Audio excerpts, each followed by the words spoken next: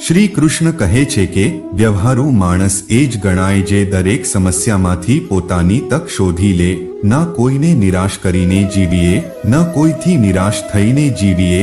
જિંદગી નાની છે, બધાને ખુશ રાખીને, બધાથી ખુશ રહીને જીવીએ. પૈસા માટે મહેનત કરો પણ પાપ નહીં. જિંદગીમાં સાથ આપનારને સમજવાનો પ્રયત્ન કરજો, ચકાસવાનો નહીં. બીજાની આંખમાંથી વહેતા આંસુ લૂહવાનો પ્રયત્ન કરવો એ ખરી કીર્તિ છે. જીવાઈ ચૂકેલી ક્ષણ જ્યારે યાદ બનીને અનુભવાય ત્યારે જિંદગીનું મૂલ્ય સમજાય છે. બકરીની જેમ 100 વર્ષ જીવવા કરતા એક પળ સિંહની જેમ જીવવું વધુ બહેતર છે. ક્યારેક આ જિંદગી હસતા મૂકી દે છે, ક્યારેક આ જિંદગી રડતા મૂકી દે છે. ના પૂર્ણવિરામ સુખોના, ના પૂર્ણવિરામ દુઃખોના, બસ જ્યાં જુઓ ત્યાં અલ્પવિરામ મૂકી દે છે. પ્રાર્થનાનો અર્થ માંગણી નથી, 5 ન મન શાંત કરવાની લાગણી છે. ઓળખાણ ક્યાં હતી આપણી કોઈની, આ તો કુદરતની ભલામણ છે. વગર સરનામે લાગણીના તાંતણે સૌ બંધાતા ગયા. હાથ ભલે ખાલી રાખજે ભગવાન, પણ મારું દિલ મારા સ્નેહીજનો માટે છલોછલ ભરેલું રાખજે. મારી નજીક કોઈ ના આવે તો કોઈ નહીં, પણ મારા નજદીક આવેલું કોઈ મારાથી દૂર ન જાય એવો સંબંધ કાયમ રાખજે. જ્યાં સારા સારનો વિચાર ન હોય ત્યાં બિલકુલ અંધકાર સમજવો. બુદ્ધિશાળી તો દુનિયામાં બધા જ લોકો હોય છે સાહેબ, બસ લાગણીઓ અને વિશ્વાસમાં જ હેતરાઈ જાય છે. શિક્ષક પોતે જો શીખતો ન રહે તો એ કદી શીખવી ન શકે. કોઈ પણ ભોગે એ વ્યક્તિને ખાસ સાચવી લેજો જેણે આ 3 વસ્તુ આપી હોય, સાથ, સમર્પણ અને સમય. માણસ જો પોતાના મનથી શાંતિ પ્રાપ્ત ન કરી શકતો હોય તો દુનિયાનું કોઈ પણ સુખ તેને શાંતિ આપી શકતું નથી. જ્યાં મીઠો આવકાર ન હોય ત્યાં ન જવું. પછી ભલેને ત્યાં ચાંદીના ચમચા અને સોનાની થાળીમાં પીરસાતું હોય. કેટલાક લોકો જીવનમાં શોર્ટ ટાઈમ માટે આવે છે અને લોંગ ટાઈમની યાદો મૂકી જાય છે. ક્ષમા અસમર્થ માનવીનું લક્ષણ, જ્યારે સમર્થ માનવીનું આભૂષણ છે. જિંદગી નાની નથી, લોકો જીવવાનું જ મોડું શરૂ કરે છે. જિંદગીમાં જે વ્યક્તિ સૌથી અગત્યની છે એનું મહત્વ સમજવા આપણને એની ગેરહાજરીની જરૂર પડે. શ્રી કૃષ્ણ કહે છે કે એક જ નિયમ પર જિંદગી જીવજો, જેની સાથે લાગણી રાખો એને ક્યારે અંધારામાં ના રાખતા. પિતા એ હસ્તી છે જેના પરસેવાના એક ટીપાની કિંમત પણ સંતાન ચૂકવી ન શકે. શંકા કરીને બરબાદ થવું એના કરતાં વિશ્વાસ રાખીને લૂંટાઈ જવું વધારે સારું. સારા દિવસો બેઠા બેઠા નથી આવતા, તેને પામવા માટે ખરાબ દિવસો સામે લડવું પડે છે. જિંદગી ગમે ત્યાંથી અને ગમે ત્યારે શરૂ કરી શકાય. હથિયારોને કાટ લાગે સાહેબ, ઈરાદાઓને નહીં. મનમાં પવિત્રતા અને પાયામાં નીતિ હશે તો જીવનમાં પરીક્ષા આવી શકે, પરંતુ સમસ્યા તો નહીં જ આવે. શબ્દ શણગારી પણ દે અને સળગાવી પણ દે. મનગમતું બોલવા માટે અણગમતું સંભાળવાની તાકાત પણ હોવી જોઈએ. પોતાના માટે નહીં તો એ લોકો માટે સફળ થાઓ જે હંમેશા તમને નિષ્ફળ જોવા માંગે છે. મૌન એટલે સૌથી અઘરી દલીલ, જેનો પ્રતિકાર કરવો સૌથી મુશ્કેલ. ઓછું સમજશો તો ચાલશે પણ ઊંધું સમજશો તો નહીં ચાલે. ધારી લઈએ એના કરતાં પૂછી લઈએ તો સંબંધ વધારે ટકશે. સુખ એટલે નહીં માંગેલી કે નહીં ધારેલી, છતાં ખૂબ જ ઝંખેલી એવી કોઈ કિંમતી પળ. પોતાના મામબાપની ગુલામી કરતો માણસ આખી દુનિયાનો બેતાજ બાદશાહ હોય છે. ક્યારે શું છોડી દેવું એની આવડત એટલે સમજણ. ઈર્ષા આંધળી હોય છે, તે સત્યને ભાગ્યે જ જોઈ શકતી હોય છે. બીજાને સુખી કરવાની ભાવના રાખનારા જિંદગીમાં ક્યારે દુખી નથી થતા. યુદ્ધ કર તું જાત સાથે, ખાલી વાતોમાં શું રસ છે. ન જીતાય દુનિયા તો શું, ખુદને જીતાય તોય બસ છે. દુઃખ સહન કરવાથી જ માણસને જિંદગીમાં સુખની કિંમત સમજાય છે. મર્યાદા રાખવી બહુ જરૂરી છે. પૈસાની કમી હોય ત્યારે ખર્ચામાં અને જ્ઞાનની કમી હોય ત્યારે ચર્ચામાં. બહુ નાની વાત છે પણ બહુ જ સાચી વાત છે. તમારો સ્વભાવ જ તમારું ભવિષ્ય છે. ઘડિયાળ કરતાં હોકાયંત્ર વધારે ઉપયોગી છે, કારણ કે કેટલો સમય ચાલ્યા તેના કરતાં કઈ દિશામાં ચાલ્યા એ વધુ મહત્વનું છે. વાત અને મુલાકાત હંમેશા ટૂંકમાં પતાવો. માન વધશે અને વજન પડશે. શબ્દો તો હંમેશા એવા જ હોવા જોઈએ જે વાંચે એને લાગે બસ આ મારા માટે જ છે. સત્યની ભૂખ બધા લોકોને હોય છે, પરંતુ સત્ય પીરસવામાં આવે ત્યારે બહુ ઓછા લોકોને તેનો સ્વાદ પસંદ આવે છે. જેને સન્માનમાં રસ છે તેને સમાજમાં રસ નથી, અને જેને સમાજમાં રસ છે તેને સન્માનમાં રસ નથી. જે આપણી પાસે છે એની સમયસર કદર કરવી, નહીતર છેનું હતું થઈ જાય પછી પસ્તાવાની તૈયારી રાખવી. જીવનમાં સફળ થવા બે વાત હંમેશા યાદ રાખવી: અપેક્ષાઓને આંખમાં અને મહત્વાકાંક્ષાને માપમાં રાખવી. શ્રી કૃષ્ણ કહે છે કે ક્ષમા કેવી રીતે આપી શકાય તે ફક્ત શૂરવીર જ જાણે છે. જીવનને પોતાની આંખે જુઓ અને પોતાના નિર્ણય સરળ ભાષામાં મૂકો. આળસ એટલે નસીબને લાગેલો લકવો. ઈશ્વર માનવીને લાયકાત કરતાં વધારે સુખ આપતો નથી અને સહનશક્તિ કરતાં વધારે દુઃખ પણ નથી આપતો. માણસની ઉન્નતિ અને અવનતિનો આધાર એના જીવનમાં આવેલી આશાઓ અને નિરાશાઓ પર છે. જેટલી ઝડપે કાટ લોખંડને ખાય છે, તેનાથી વધારે ઝડપે આળસ માનવીને ખાય છે. વાણીથી માણસનું ચારિત્ર્ય, સંસ્કાર અને ઘડતર જાણી શકાય છે. કર્મના સ્વરૂપનો વિચાર કરવાથી નમ્રતા આવે છે અને ધર્મનો વિચાર કરવાથી નિર્ભયતા આવે છે. સાચી હિંમત ગમે તે જોખમ સામે ઘસી જવામાં નહીં, પરંતુ વાજબી કારણને વળગી રહેવામાં છે. ઈશ્વરનું સ્મરણ સર્વ રોગોની એકમાત્ર મહાન દવા છે. પરિશ્રમ આપણી સર્વ મુશ્કેલીઓને દૂર કરે છે. આત્માના અવાજ પ્રમાણે જીવન જીવવાથી કીર્તિ પ્રાપ્ત થાય છે. વિચાર અને અમલીકરણ વચ્ચે રહેતા સમયના ગાળાંતરને દૂર કરો. તમારા સપના સિદ્ધ થશે. આજના સૂર્યને આવતીકાલના વાદળમાં સંતાડી દેવો એનું નામ ચિંતા. ન્યાય કરવો ઈશ્વરનું કામ છે. માણસનું કાર્યક્ષેત્ર દયા પૂરતું જ સીમિત છે. સુખ તો આપણી આસપાસ જ હોય છે, માત્ર આપણે એની હાજરી લક્ષમાં લેતા નથી.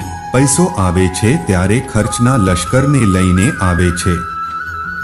એ જ પૈસો જ્યારે જાય છે ત્યારે એકલો જ જતો રહે છે, પરંતુ પેલું ખર્ચનું લશ્કર મૂકતો જાય છે. પરમાત્મા હંમેશા દયાળુ છે. જે શુદ્ધ અંતઃકરણથી તેની મદદ માગે છે તેને તે અવશ્ય આપે છે. જૂઠું બોલનારને એક સજા થાય છે અને તે ક્યારેક તે સાચું બોલે તોય કોઈ માનતું નથી. જે પ્રભુની કૃપામાં સાચોસાચ વિશ્વાસ મૂકે છે તેને માટે એ કૃપા અનંત વહેતી રહે છે. પરમાત્મા જેના પર કૃપા કરવા ઈચ્છે છે તેને જ વધુમાં વધુ કષ્ટ આપે છે. રોગ, સાંસારિક ક્ષતિ, આત્મીય જન્મનું મૃત્યુ આ સર્વ ભક્તિ માર્ગમાં થનારી કસોટીઓ છે. સમય કિંમતી છે, પણ સત્ય તો એથી વધુ કિંમતી છે. ક્ષમા આપનાર માણસને સંત સાથે સરખાવી શકાય, કારણ કે સંતની માફક તેને કોઈના માટે પૂર્વગ્રહ કે વેરવૃત્તિ હોતી નથી. પ્રેમ અને વિશ્વાસથી જ મહાન સિદ્ધિઓ પ્રાપ્ત થાય છે. તમે શું છો અને તમારી પાસે શું છે એના પર સુખનો આધાર નથી. સુખનો આધાર તમે શું વિચારો છો તેના પર જ છે. કીર્તિ પ્રાપ્ત કરવા અનેકાનેક સારા કાર્યો કરવા પડે છે, જ્યારે અપકીર્તિ મેળવવા માત્ર એક જ ખરાબ કાર્ય પૂરતું થઈ પડે છે. જીવનને બદલવાની જરૂર નથી, જરૂર છે કેવળ આપણા જીવન પ્રત્યેનો અભિગમ બદલવાની. ઈશ્વર એક એવું વર્તુળ છે જેનું કેન્દ્ર તો સર્વત્ર છે, પરંતુ પરિઘ ક્યાંય નથી. ઈશ્વર તમારે પક્ષે છે કે નહીં એ ચિંતા છોડી તમે ઈશ્વરને પક્ષે છો કે કેમ તેની ચિંતા કરો. તમે એકલા હો ત્યારે પણ જાતે સુખી થતા શીખો. તમે જાતે આનંદ અનુભવી શકતા હો તો દુઃખી થવાનો આરોપ બીજા પર શા માટે થોપો છો? જ્યાં સુધી તમને કોઈ મુશ્કેલી નડે નહીં તે પહેલા તમે કોઈ મુશ્કેલીને નડવાનું શરૂ ન કરો. શ્રી કૃષ્ણ કહે છે કે જે સ્વયં શક્તિશાળી હોવા છતાં દુર્બળની વાતો સહન કરે છે તેને સર્વશ્રેષ્ઠ ક્ષમાવાન કહેવામાં આવે છે. મારા આ વિચારો જો તમને પસંદ આવતા હોય અને તમારા જીવનમાં ઉપયોગી બનતા હોય તો તમને નમ્ર વિનંતી છે કે ચેનલને સબસ્ક્રાઇબ કરો, આપણી ચેનલને સપોર્ટ કરો અને વિડિયો તમારા સગા સંબંધી સુધી પહોંચાડો, કારણ કે વહેંચવાથી સુખ વધે છે. તો ચાલો વિડિયોમાં આગળ વધીએ.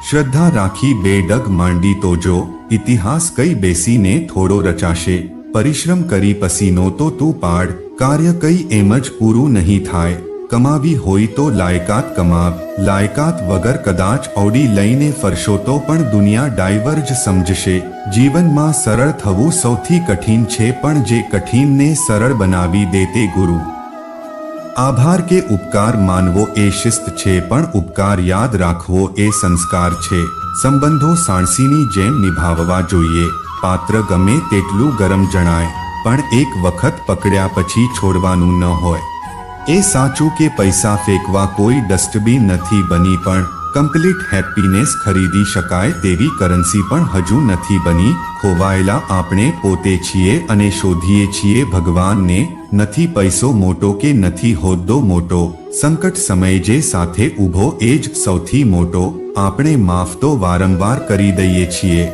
પણ ભરોસો તો એક જ વાર કરીએ છીએ દુનિયાની કોઈ પણ વસ્તુ તમને ગમે તેટલી કિંમતી લાગે પણ ઈશ્વર તરફથી મળેલ શાંતિ ઊંઘ અને આનંદ જેટલી કિંમતી એક પણ વસ્તુ નથી તાપ સૂરજનો હવે આકરો લાગે છે કારણ કે સંબંધોના વૃક્ષો સાવ ટૂંકા થઈ ગયા છે નવા અને ખીલેલા પુષ્પરૂપી મિત્રો જરૂર શોધજો પણ જૂના અને કરમાયેલા મિત્રોને ક્યારે ભૂલશો નહીં કેમ કે જૂના અને કરમાયેલા પુષ્પોમાંથી જ અત્તર બને છે જિંદગીની સફરમાં અનેક લોકો મળે છે કોઈ આપણો ફાયદો ઉઠાવે છે કોઈ આપણને આધાર આપે છે ફરક એટલો જ છે કે ફાયદો લેનારો મગજમાં રહે છે અને આધાર આપનારો હૃદયમાં બિરાજે છે તમે જે સારું કાર્ય કરો છો તે ધર્મ છે પણ તમે જેમાંથી સારું કાર્ય કરવાનું શીખો છો તે ધર્મગ્રંથ છે જ્યાં સુધી કિસ્મતનો સિક્કો હવામાં છે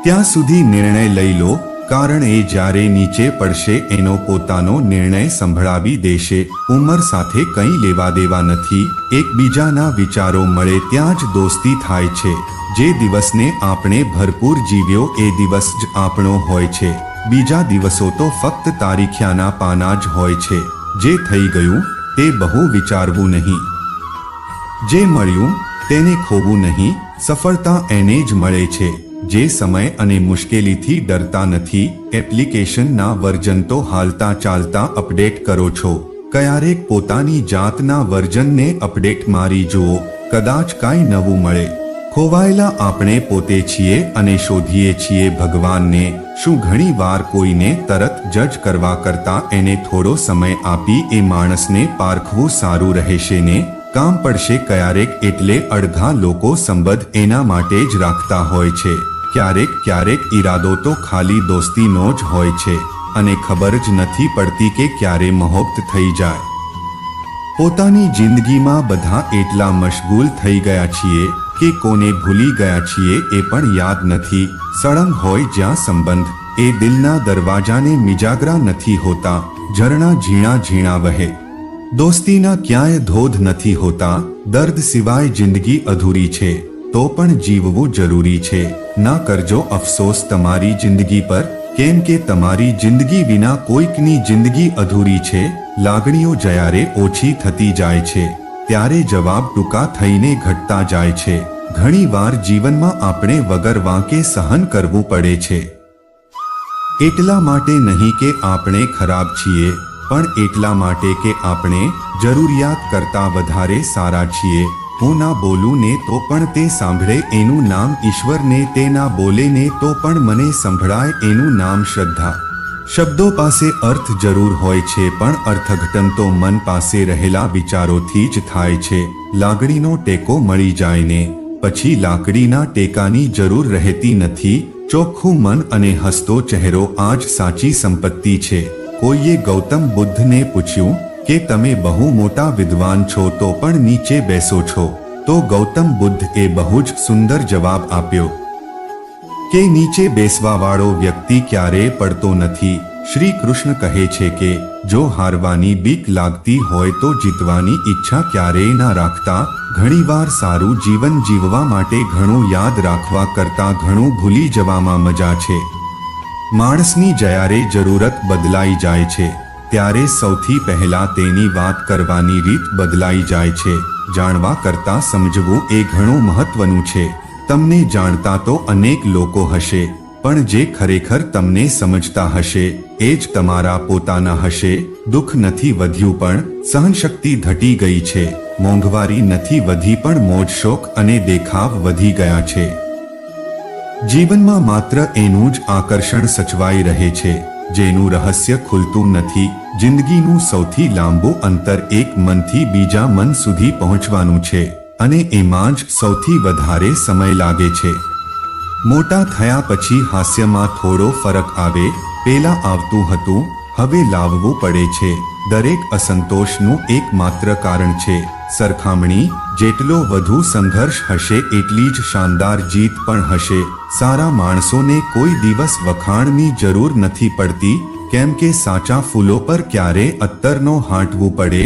વ્યક્તિને જવાબ દેવાની ઈચ્છા જ મહત્વની હોય છે. બાકી ચાલુ બાઇક પર રિપ્લાય અને સોફા પર બેઠા બેઠા પણ ઇગ્નોર થાય છે. જીવનનો સૌથી સુંદર નિયમ જે તમારી સાથે થવું ન જોઈએ એ તમે બીજા સાથે ના કરો. ઘણી યાદો એવી પણ હોય છે જેને યાદ કરીને હોઠ તો હસી પડે છે પણ આંખ રડી પડે છે. ખુશી પૈસા પર નિર્ભર નથી, પરિસ્થિતિઓ પર નિર્ભર છે. એક છોકરો ફુગ્ગો ખરીદીને ખુશ છે તો બીજો ફુગ્ગો વેચીને અને ત્રીજો ફુગ્ગો ફોડીને. વૃદ્ધાશ્રમમાં એક બોર્ડ પર સરસ વાક્ય લખ્યું હતું, નીચે પડેલા સૂકા પાંદડા પર જરા હળવેથી ચાલજો. કારણ કે સખત ઉનાળામાં આપણે તેમની જ છાયામાં ઊભા રહ્યા હતા. તમારી ડાયરીમાં અમુક સરનામા એવાય હોવા જોઈએ જ્યાં ટપાલ કોરી મોકલો તો પણ એ બધું સમજી જાય. પહેલા ઉંમરમાં મોટા હોય એમને સન્માન મળતું હતું, આજે આવકમાં મોટા હોય એમને સન્માન મળે છે. માણસ એક જ કારણથી એકલો થાય છે, પોતાનાને છોડવાની સલાહ પારકા પાસેથી લે છે. શ્રી કૃષ્ણ કહે છે કે જરૂરિયાત મુજબ જિંદગી જીવો, શોખ મુજબ નહીં. કારણ કે જરૂરિયાત ગરીબની પણ પૂરી થાય છે અને શોખ રાજાના પણ અધૂરા રહી જાય છે. બળવાન કોણ છે? આવડા મોટા હાથીને એક નાનકડી કીડી મારી નાખે છે. નાનકડો દીવડો કાળા ડિબાંગ અંધકારની છાતી ચીરી નાખે છે. વાવાઝોડું મોટા મોટા તોતિંગ વૃક્ષોને જડથી ઉખાડી ફેંકી દે છે. તમે જ વિચારો, શું કીડી હાથી સમાન છે? શું દીવડો અંધકારથી મોટો હોય છે? શું તુફાન તોતિંગ વૃક્ષોથી મોટું હોય છે? આ બધા નાના હોય છે. શક્તિશાળી બળવાન દુષ્ટ માનવીને તમે પોપની જેમ રટણ કરાવો પરંતુ તેઓ ન તો કશું શીખી શકે છે ન તો પોતાની દુષ્ટતાને છોડી શકે છે. કારણ કે દરેક માનવીનો પોતાનો ભિન્ન ભિન્ન સ્વભાવ હોય છે જે ક્યારેય બદલાતો નથી. જ્યારે કોઈ વસ્તુના ગુણોની જાણ નથી થતી ત્યારે તેની બુરાઈ થવા લાગે છે. ભીલડી હાથીની કિંમત નથી જાણતી એટલે તેની બુરાઈ કરી પોતાના હૃદયને ટાઢક પહોંચાડે છે. શિયાળ દ્રાક્ષના ઝુમખા સુધી નથી પહોંચી શકતું ત્યારે એ કહી દે છે કે આ દ્રાક્ષ ખાટી છે, હું તો મીઠી દ્રાક્ષ જ ખાઉં છું. જે પાખંડી હોય છે તે બીજાનું કામ બગાડી મૂકે છે. ધનવાન માનવી જ્યારે ધનનો દુરુપયોગ કરે છે તો એ શરીરથી અને હૃદયથી પાપી બની જાય છે. બિલાડી પણ આવા જ સ્વભાવની હોય છે. જે લોકો પારકી સ્ત્રીને માતા સમાન, બીજાના ધનને માટી સમાન અને બધા જ માનવીઓને એક સમાન માને છે તે જ જ્ઞાની છે.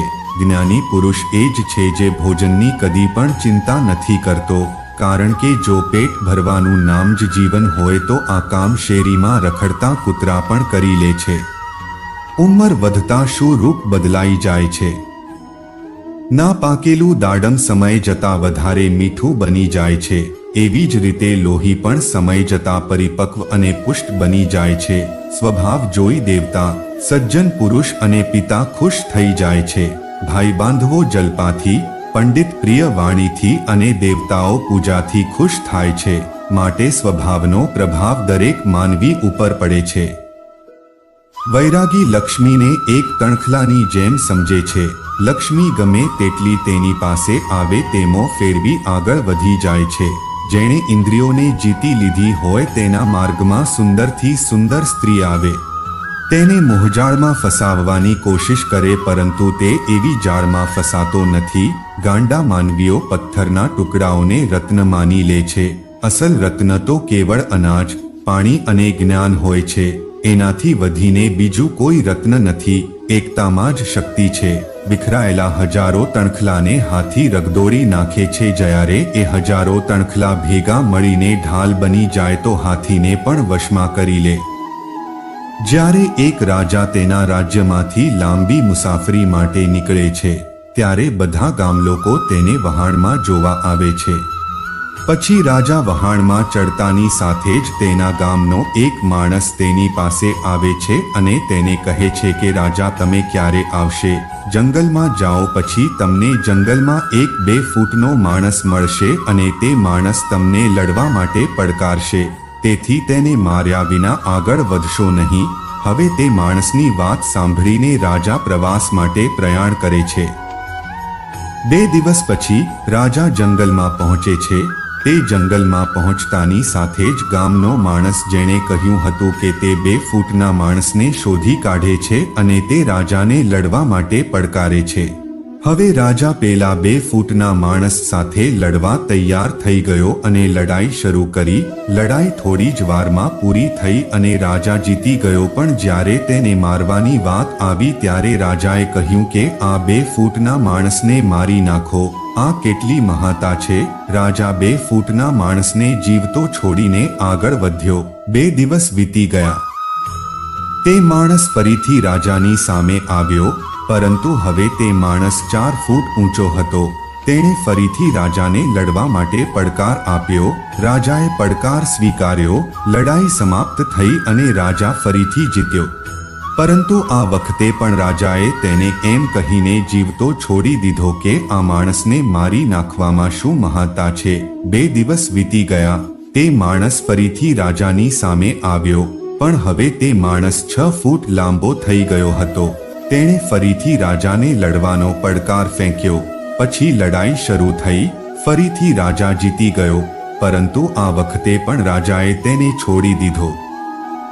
જીવંત હવે આ રીતે રાજા તેને છોડીને જતા રહ્યા અને તે માણસ દર વખતે 2 ફૂટ વધતો રહ્યો અને એક દિવસ એવો આવ્યો કે તે માણસ રાજા કરતાં મોટો થઈ ગયો. તેણે ફરીથી રાજાને લડવાનો પડકાર ફેંક્યો, પણ આ વખતે રાજા થોડો ડરી ગયો. પરંતુ રાજાએ હજુ પણ પડકાર સ્વીકારી લીધો. લડાઈ શરૂ થઈ, પરંતુ આ વખતે રાજાને ખૂબ જ ઈજા થઈ. રાજાનો એક હાથ ભાંગી ગયો, પણ રાજાએ હજુ પણ તે માણસને હરાવ્યો. પણ આ વખતે તેણે આ માણસને જીવતો ન છોડ્યો. તેણે તેને મારી નાખ્યો. હવે તમે જ કહો કે એમાં શું મહાનતા છે? જ્યારે તે રાજાને કહેવામાં આવ્યું કે તમને જંગલમાં 2 ફૂટનો એક માણસ મળશે જેણે પોતાનો જીવ જોખમમાં મૂક્યા વિના આગળ વધવું જોઈએ નહીં, તેમ છતાં રાજાએ તેની મહાનતા જોઈને તે માણસને જીવતો છોડી દીધો, જે તેની સામે ખૂબ જ ભારે હતો અને તેનો એક હાથ ગુમાવવો પડ્યો. તો હવે હું તમને કહું છું કે તમારા જીવનમાં ગમે તેટલી નાની સમસ્યા આવે, તેને ઉકેલ્યા વિના આગળ વધશો નહીં, કારણ કે આવતીકાલે એ જ નાની સમસ્યા મોટી બનીને તમારી સામે આવશે અને આ નાની સમસ્યાઓને ઉકેલવાથી તમને અનુભવ મળે છે અને પછીથી તમારા જીવનમાં ગમે તેટલી મોટી સમસ્યા આવે, તમે તેને ખૂબ જ આરામથી હલ કરી શકો છો અને આગળ વધી શકો છો. મિત્રો, આ વિડિયો જો તમને ગમ્યો હોય તો વિડિયોને લાઈક કરો અને બને એટલો શેર કરો અને ચેનલને સબસ્ક્રાઇબ કરો. આજ માટે બસ આટલું જ. મળીએ ફરીથી નવા વિડિયોમાં. આભાર. જય શ્રી કૃષ્ણ.